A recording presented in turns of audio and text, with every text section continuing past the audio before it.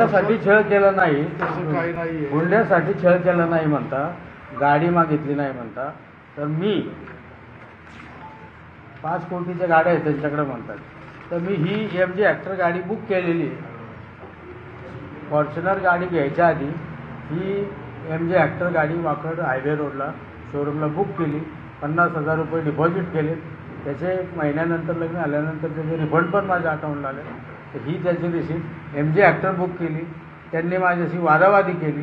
वादावादी चांगलीच केली. मला त्यावेळेस असं बोलले की ही जर गाडी दिली तर मी ती गाडी सोडून देईन, नाही तर तिथं पेटून देईन. मला गाडी पाहिजे, हीच गाडी पाहिजे, फॉर्च्युनरच गाडी पाहिजे.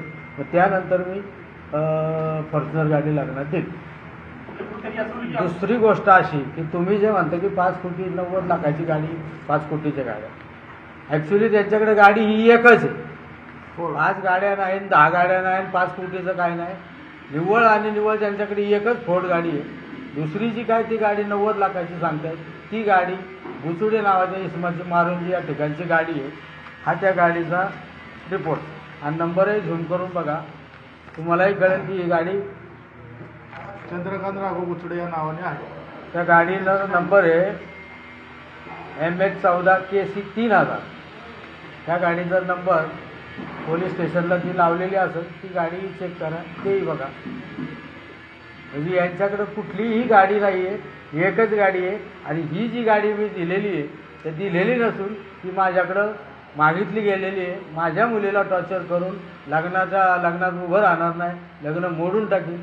आधीच माझ्या मुलीची लग्न 2 ठिकाणी मोडली. त्याच्यातही हे लग्न मला जबरदस्तीने करावं लागलं. त्यातही लग्नाला तयार झालो तर त्यांनी अशी मानसिकता करून ठेवली की माझ्याकडे ह्याची मागणी, सोन्याची मागणी, गाडीची मागणी, चांदीच्या ताटाची मागणी, गौरीची मागणी.